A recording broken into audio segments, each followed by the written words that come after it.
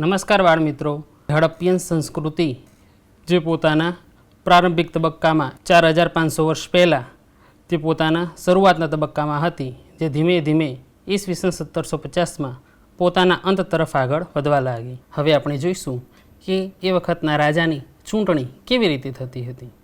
તો રાજાની ચૂંટણી મોટાભાગે સમિતિના સભ્યો દ્વારા કરવામાં આવતી હતી.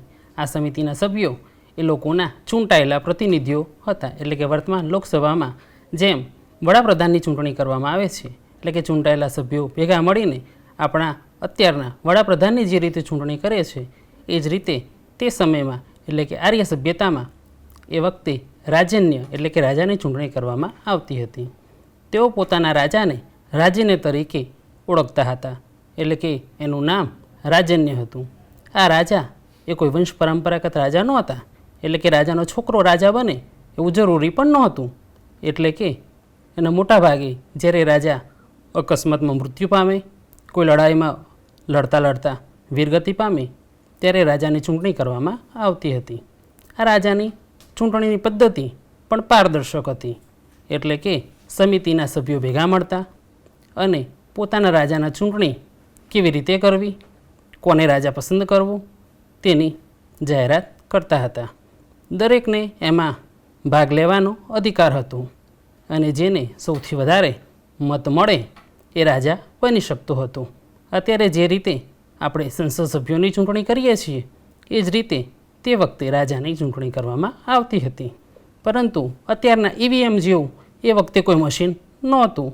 એ વખતે માત્ર હાથ ઉપર કરાવી અને રાજાના પક્ષે કેટલા વોટ પડ્યા, એટલે કે એમને કેટલા મત મળ્યા એ જાણવામાં આવતું હતું.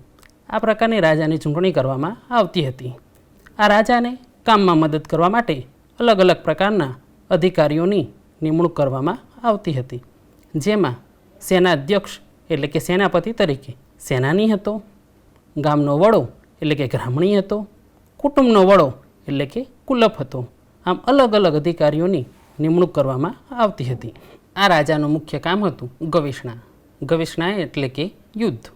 ઘણા બધા યુદ્ધોનો ઉલ્લેખ ઋગ્વેદમાં કરવામાં આવ્યો છે. એમાંથી સૌથી પ્રખ્યાત યુદ્ધ એટલે 10 રાજન્ય યુદ્ધ, એટલે કે 10 રાજાઓ વચ્ચે એ સમયમાં પાકિસ્તાનમાં આવેલી રાવી નદીના તમે ચિત્રમાં જોઈ શકો છો કે 10 રાજ્યનું યુદ્ધ એટલે કે the battle of the 10 Kings. 10 રાજાઓ વચ્ચે રાવી નદીના કિનારે જે યુદ્ધ થયું, આ યુદ્ધને ગવેષણા કહેવામાં આવતું. એટલે કે મોટાભાગના યુદ્ધો પશુઓ માટે લડવામાં આવતા હોય એવું આપણને જાણવા મળે છે. તો બાળ મિત્રો, હવે આપણે રાજકીય જીવનમાં સ્ત્રીઓનો શું ફાળો હતો એ વિશે જાણીએ. તો તે સમયમાં સ્ત્રીઓ સભા અને સમિતિમાં બેસતી હતી. તેઓ પોતાનો મત સ્વતંત્ર રીતે રજૂ કરતી હતી. આમ સ્ત્રીઓનું સ્થાન રાજકીય જીવનમાં એકંદરે ઊંચું જોવા મળે છે. આપણે ઋગ્વેદના ઘણા બધા શ્લોકોમાંથી એ જોઈ શકીએ છીએ કે ઘણી વખતે સમિતિઓના અગત્યના નિર્ણયો સ્ત્રીઓના મત મુજબ નક્કી થતા હતા. આમ રાજકીય જીવનમાં સ્ત્રીઓનો બહુમૂલ્ય ફાળો હતો. આમ આપણે કહી શકીએ કે ઋગ્વેદકાલીન સમાજ જીવનમાં રાજકીય જીવન એકંદરે લોકભાગીદારીવાળું સમાજ જીવન હતું. બાળમિત્રો, અહીંયા એક પ્રવૃત્તિ આપવામાં આવેલી છે, જેમાં વર્તમાન સમયમાં તમારા ગામના સરપંચ, ઉપસરપંચ, તાલુકા વિકાસ અધિકારી, જિલ્લા વિકાસ અધિકારી શ્રીનું નામ, ઓફિસનું સરનામું જાણો અને નોટબુકમાં નોંધો. બાળમિત્રો, આપણે હવે સામાજિક સ્તર રચના વિશે જાણીએ. અહીંયા તમને 3 ગોળાકાર દેખાઈ રહ્યા છે, જેમાં સૌથી નાનો ગોળાકાર પરિવાર એટલે કે કુટુંબ, એનાથી મોટો ગોળાકાર વિષ કે વંશ, ને સૌથી મોટો ગોળાકાર તમને જન દર્શાવે છે. આ ઋગ્વેદકાલીન સમાજની એટલે કે આર્ય સમાજની સામાજિક સ્તર રચના કયા પ્રકારની હતી એ આપણને બતાવે છે.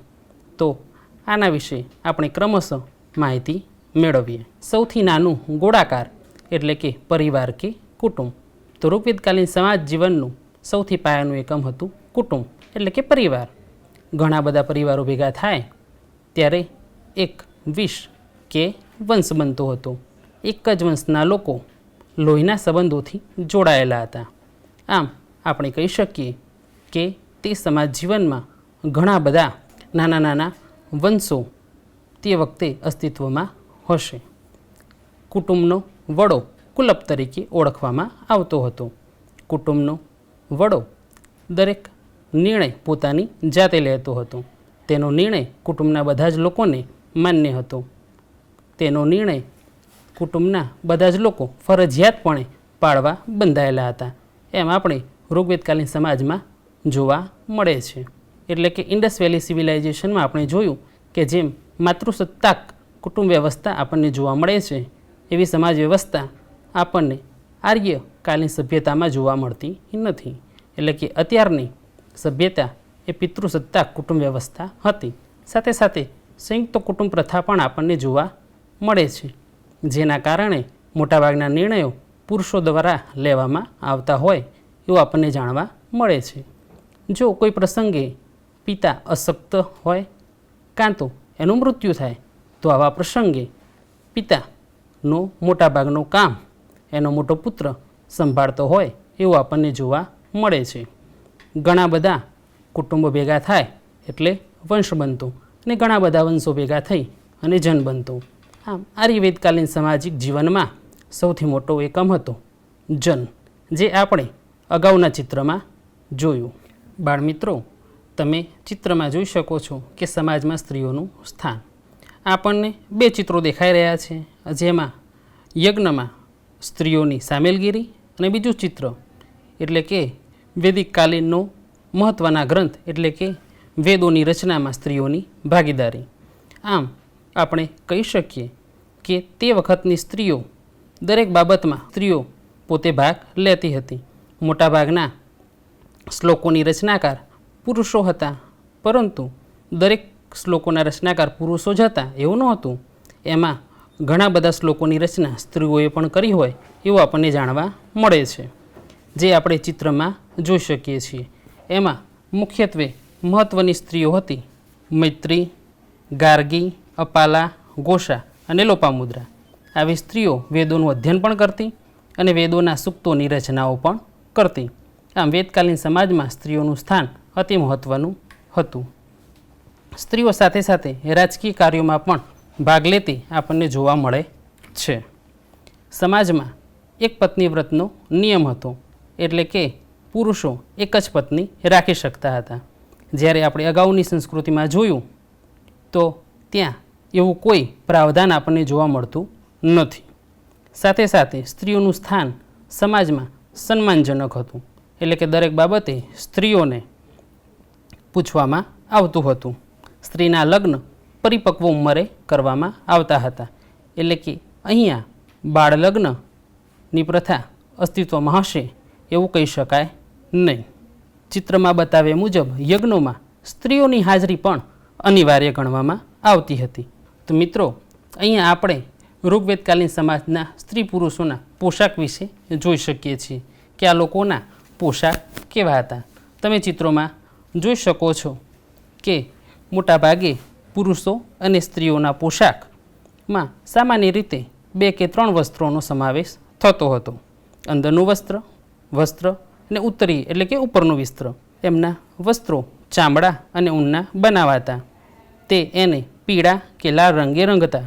પુરુષો પાઘડી પહેરતા અને દાઢી પણ રાખતા હોય એવું આપણને જોવા મળે છે. હવે તે સમયમાં રહેઠાણો કેવા હતા તેની થોડી માહિતી મેળવીએ.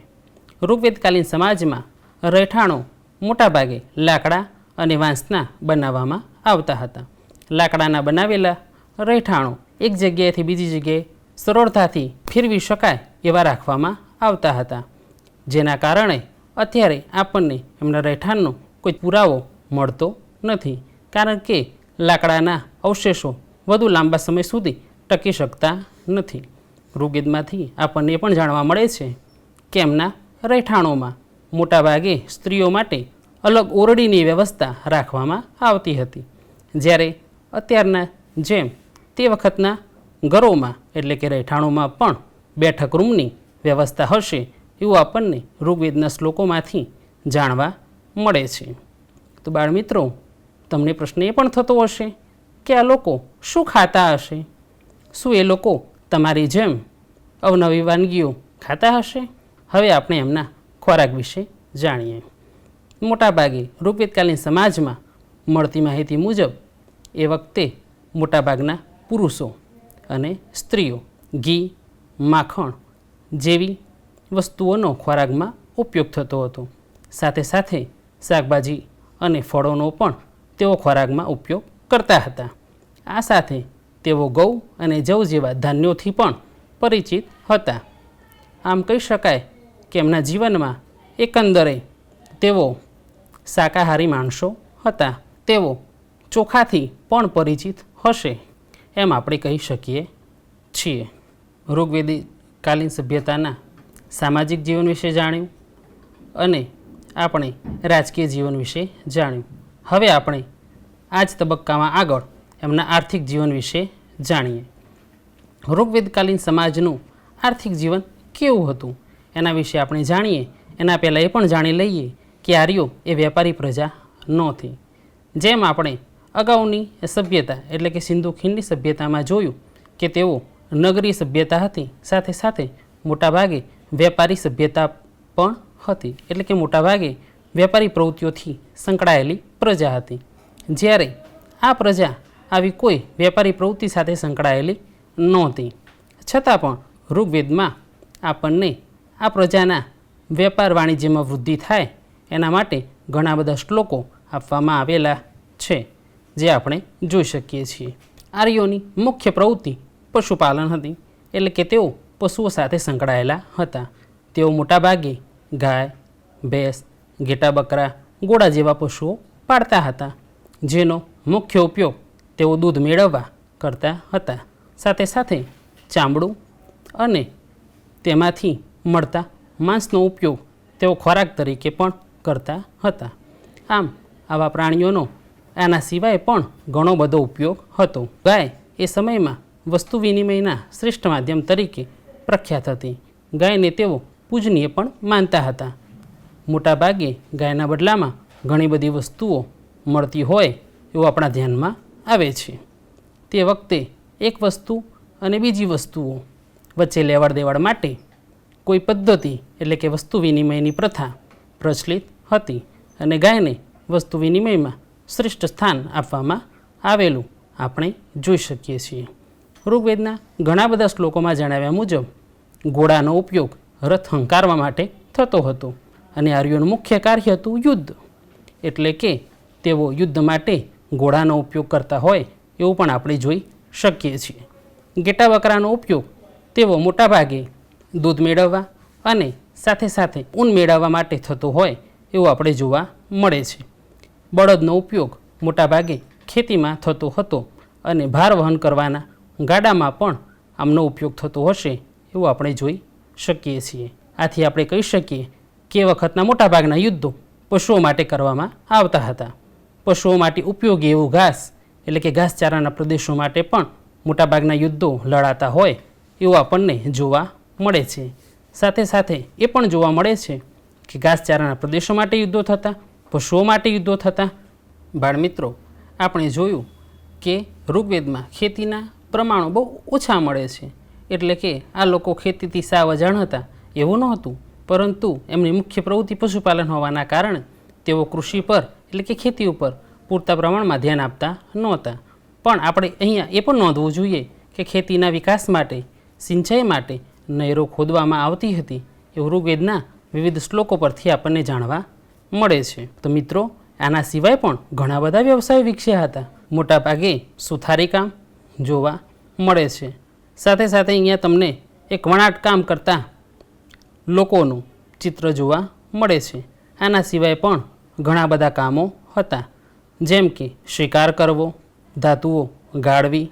આના સિવાય પણ ઘણા બધા કામો હતા, પરંતુ એમના મુખ્ય વ્યવસાયોમાં ગણીએ તો સુથારી કામ, વણાટ કામ, શિકાર કામ, ધાતુઓ ગાળવાનું કામ જેવા ઘણા બધા કાર્યોથી તેઓ પરિચિત હશે એવું આપણે ઋગ્વેદના શ્લોકો પરથી જાણી શકીએ છીએ. આમ આ લોકોનું આર્થિક જીવન એટલે કે આર્ય સભ્યતાનું આર્થિક જીવન એકંદરે એમની મુખ્ય પ્રવૃત્તિ પશુપાલન સાથે જ સંકળાયેલું હોવાનું આપણે જાણી શકીએ છીએ. હવે આપણે એમના ધાર્મિક જીવન વિશે પરિચય મેળવીએ. હવે આપણે આર્યોના રાજકીય, સામાજિક, આર્થિક જીવન વિશે પરિચય મેળવ્યો અને હવે આપણે એમના ધાર્મિક જીવન વિશે પરિચય મેળવીએ. આપણે આગળ જોયું એ પ્રમાણે આર્યો એ પિતૃસત્તાક કુટુંબ વ્યવસ્થા સાથે સંકળાયેલા હતા, એટલે એની અસર આપણે એમના દેવતાઓમાં પણ જોઈ શકીએ છીએ. આર્યોના મોટાભાગના દેવતાઓ પ્રકૃતિ સાથે સંકળાયેલા હતા અને તેમાં દેવીઓના ઉલ્લેખો બહુ જ ઓછા પ્રમાણમાં આપણને પ્રાપ્ત થાય છે.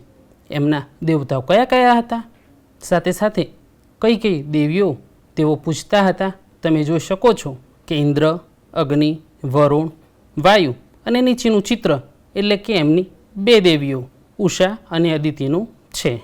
ઇન્દ્ર યુદ્ધના દેવતા હતા, વરસાદ સાથે સંકળાયેલા હતા.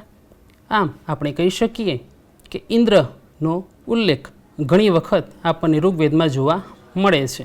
અગ્નિ વિશે આપણે જ્યારે વાત કરતા હોઈએ ત્યારે અગ્નિ એ માનવ અને દેવતાઓને જોડવાનું કામ કરતી હતી.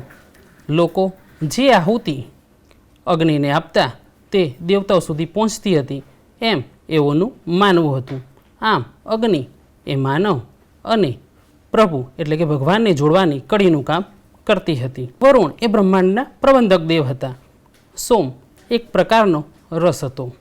સોમરસનું પાન કરવું એ સંસ્કૃતિનું અભિન્ન અંગ ગણવામાં આવતું હતું. આમ આવા મહત્ત્વના દેવોની સાથે સાથે પશુપાલકોના મહત્ત્વના દેવ એટલે કે પુષણ દેવનો ઉલ્લેખ પણ આપણે ઋગ્વેદમાં જોઈ શકીએ છીએ. આમ આપણે કહી શકીએ કે આર્ય સંસ્કૃતિ એ ઘણા બધા દેવતાઓની સંસ્કૃતિ છે. એમની મુખ્ય બે દેવીઓ વિશે પરિચય મેળવીએ. એમાં ઉષા અને અદિતિ એ જાણીતી દેવીઓ છે. ઉષા એ સવારની દેવી તરીકે પ્રખ્યાત હતી, જ્યારે અદિતિ એ સાંજની દેવી તરીકે પ્રખ્યાત હતી. તો આ ઋગ્વેદનું અધ્યયન કરતાં આપણે એ પણ બાબત જાણવા મળે છે કે તેઓ જ્યારે મૃત્યુનો પ્રસંગ આવે ત્યારે લાશને દાટતા, બાળતા તેનો કોઈ જ પુરાવો એટલે કે તેનો કોઈ ઉલ્લેખ આપણને ઋગ્વેદમાં જોવા મળતો નથી. એટલે કે મૃત્યુ બાદનું જીવન ઋગ્વેદકાલીન સભ્યતામાં કેવું હશે એ આપણે ચોક્કસ કહી શકતા નથી. જ્યારે હડપ્પીયન સભ્યતા પોતાના અંત તરફ આગળ વધી રહી હતી અને આર્યો ભારતમાં આવ્યા અને એમણે પોતાનું જીવન શરૂ કર્યું ત્યારથી એટલે કે ઈસવીસન પૂર્વે 1000થી શરૂ કરી ઈસવીસન પૂર્વે 600 સુધીનો સમયગાળો એટલે કે ઉત્તરવેદીય કાળ એ આના પછીના 3 વેદમાં આવશે. ધન્યવાદ.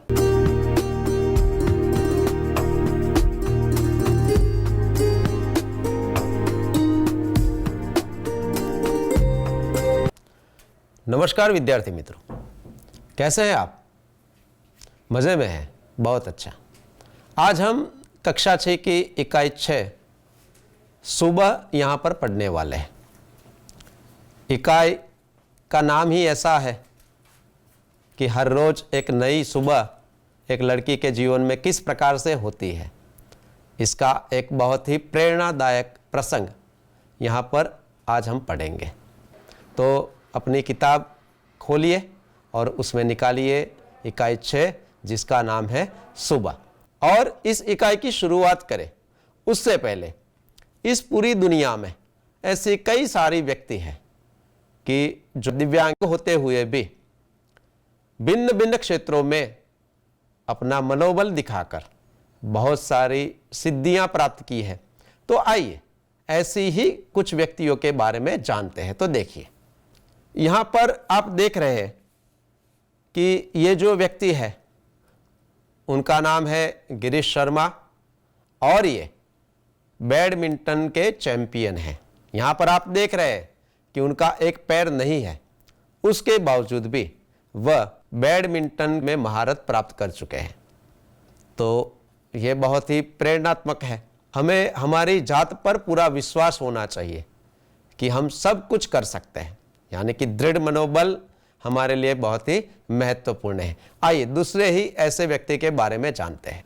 आप ये जो चित्र देख रहे हैं इनका नाम है रामकृष्णन और इन्होंने भी 2.5 साल की उम्र में ही अपने दोनों पैर गंवा दिए थे, यानी कि इनको भी पोलियो लग गया था और उसके बावजूद जीवन में बहुत सारा संघर्ष करते हुए 40 साल तक इन्होंने पत्रकारित्व किया, यानी कि पत्रकार हैं. और आज एक बहुत ही बड़ी म्यूजिक कंपनी के ये CEO है। तो मनुष्य अगर चाहता है तो वह दृढ़ मनोबल से सब कुछ कर सकता है, यानी कि अपनी मंजिल तक पहुंच सकता है। लेकिन उसके लिए हमें बहुत ही धीरज के साथ और प्रयत्न के साथ आगे बढ़ना चाहिए। आइए तीसरी ऐसी व्यक्ति के बारे में जानते हैं। आप देख रहे हैं, यह है एच प्रभु। इनका पूरा नाम है एच बोनीफेस प्रभु और ये भी एक बहुत ही बड़े खिलाड़ी है। इनको भी छोटी सी उम्र में ही दोनों पैर गंवाने पड़े थे और उसके बाद भी इन्होंने अपने मजबूत मनोबल के कारण टेनिस के खेल में महारत प्राप्त किया है और 1998 में ये विश्व चैंपियन का पदक भी इन्होंने जीता है और 2014 में भारत सरकार द्वारा इन्हें पद्मश्री से भी सम्मानित किया गया था। आप देख सकते हैं कि ये भी व्हीलचेयर में बैठकर ही ये खेल खेलते हैं, उसके बावजूद भी विश्व तक यानी कि विश्व की कक्षा के खेल में भी अपना प्रदर्शन अच्छा कर सकते हैं। एक और ऐसे ही व्यक्ति के बारे में जानकारी प्राप्त करते हैं। आप देख सकते हैं इनको भी पोलियो है, यानी कि इनके भी 2 पैर काम नहीं कर रहे और इनका नाम है राजेंद्र सिंह। सिर्फ और सिर्फ 8 मास की उम्र में ही इनको पोलियो लग गया था और इन्हें भी अपने दोनों पैर गंवाने पड़े थे, यानी कि इनके दोनों पैर भी बेजान हो गए थे। इसके बावजूद कॉमनवेल्थ खेलों में भी उन्होंने बहुत अच्छा प्रदर्शन किया और ये भारोत्तोलक है, यानी कि वेट लिफ्टर है। आप देख सकते हैं कि ये कितना वजन ऊंचा कर सकते हैं और उसमें भी उन्होंने बहुत बड़ी सिद्धियां प्राप्त की हैं। ऐसी ही एक और व्यक्ति है, आप देख रहे हैं, इनका नाम है मालती कृष्ण मूर्ति और इन्होंने तो कई सारी सिद्धियां प्राप्त की है। इनकी स्थिति ऐसी थी कि इनको भी भारी बुखार आया था और उसके कारण उनका पूरा शरीर बेजान हो गया था। 2 साल तक बिजली के झटके देकर इनका उपचार किया गया और उसके बाद उनके शरीर का उपला हिस्सा ही फिर से पूर्ववत रूप से काम करने लगा और पैर तो काम नहीं कर सकते थे, यानी कि पैर तो बेजान ही रह गए। उसके बावजूद भी उन्होंने दृढ़ मनोबल से, आप देखिए, वह अंतर्राष्ट्रीय खिलाड़ी है और अंतर्राष्ट्रीय खेलों में उन्होंने कई सारे पदक जीते हैं। करीब 300 से ज़्यादा पदक इन्होंने जीते हैं, जिसमें स्वर्ण पदक भी है, रजत पदक भी है और साथ ही साथ इनको भी भारत सरकार के द्वारा अर्जुन पुरस्कार और पद्मश्री से सम्मानित किया गया है। विद्यार्थी मित्रों, यहाँ पर हमने कुछ ऐसी व्यक्तियों का परिचय किया कि जिनके कुछ अंग नहीं है, कोई अंग ऐसे है जो बिल्कुल काम नहीं कर सकते, उसके बावजूद भी उन्होंने अपने रस के क्षेत्र में बहुत ही अच्छी तरह से योगदान दिया और सिद्धियां प्राप्त की।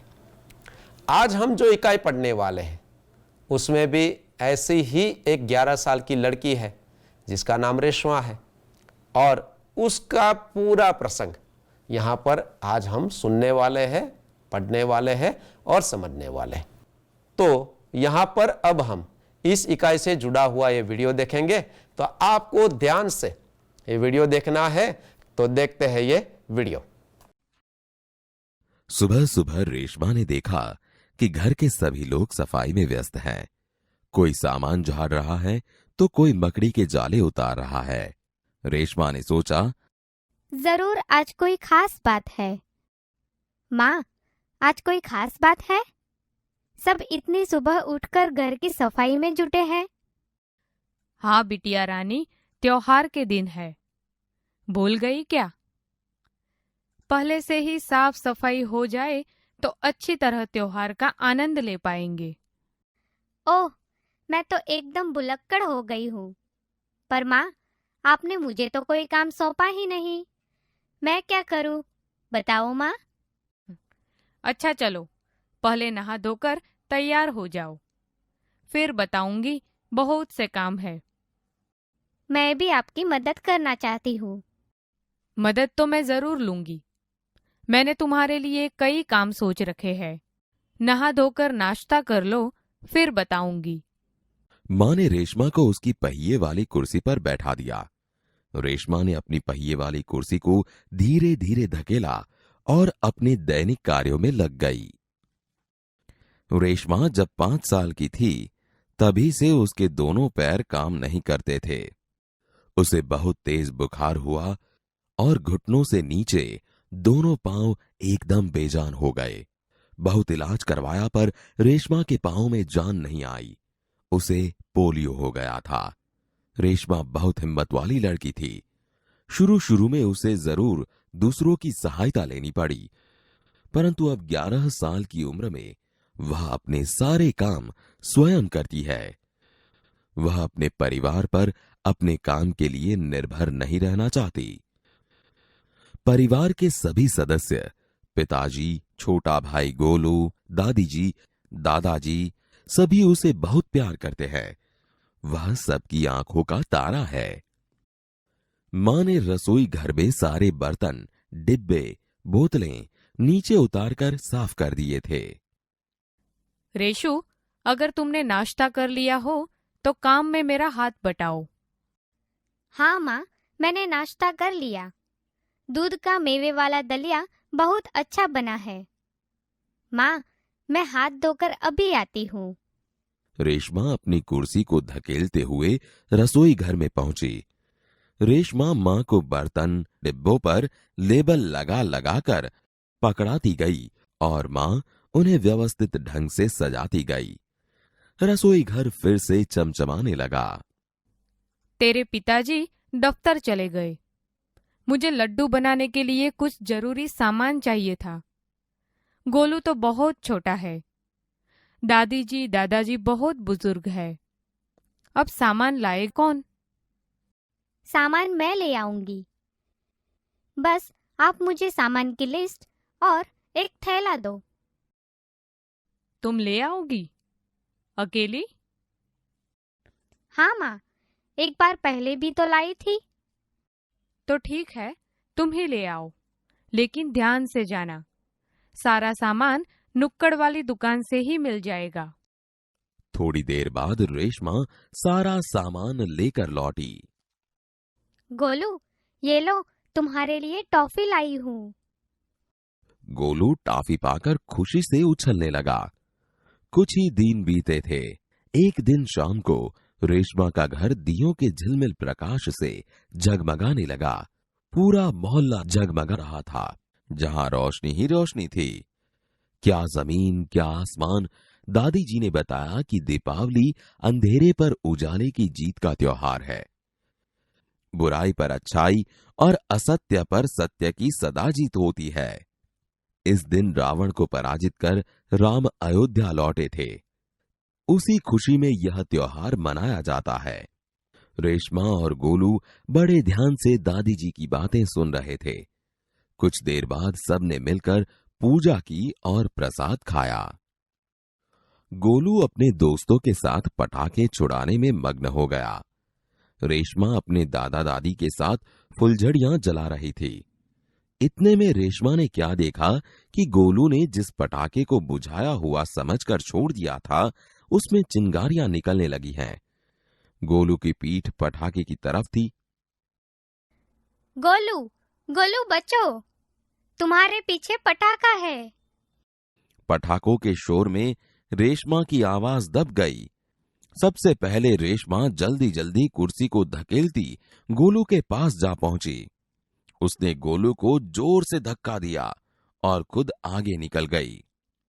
अपनी कुर्सी की गति के कारण धड़ाम जोर का धमाका हुआ। रेशमा की फुर्ती ने गोलू को जलने से बचा लिया। गोलू को कुछ समझ न आया कि उसे धक्का किसने दिया और क्यों। धमाके की आवाज सुनकर मां पिताजी भी बाहर दौड़े चले आए। कुर्सी रेशमा के ऊपर थी और रेशमा नीचे। पिताजी ने कुर्सी सीधी की और रेशमा को उस पर बैठा दिया। मां भयभीत थी। कहीं चोट तो नहीं लगी रेशु? रेशमा ने उन्हें सारी बात बताई। सबने रेशमा की पीठ थपथपाई। गोलू रेशमा के पास आया। दीदी, आज तो आपने मेरी जान बचा ली। आपका यह धमाकेदार धक्का मुझे हमेशा याद रहेगा। सभी लोग खिलखिलाकर हंस पड़े। रेशमा की शारीरिक कमी उसके इरादों में कभी बाधा नहीं बनी। वह आज भी उतनी ही जिंदा दिल और परिश्रम से अपना जीवन जी रही है। उसकी हर सुबह नई सुबह होती है। वह हर सुबह अपने काम में नए इरादे से जुट जाती है। यहां पर सबसे महत्वपूर्ण बात यह है कि रेशमा अपना हर काम खुद करना चाहती है। उसे पता है कि मेरे 2 पांव बेजान हैं, वह काम नहीं कर रहे। उसके बावजूद मैं मेरे परिवार की कम से कम मदद लूं और अपना सारा काम खुद करूं। और जब दीपावली के दिन सब लोग पटाखे जला रहे हैं और उसमें उसने देखा कि गोलू एक पटाखे को अपने पीछे छोड़ देता है कि यह बुझ गया है, और रेशमा देखती है कि ये अगर पटाखा वहां पर फूटेगा तो गोलू को नुकसान होगा, तो तुरंत वह अपनी कुर्सी को आगे ले जाती है और गोलू को धक्का देकर बचा लेती है।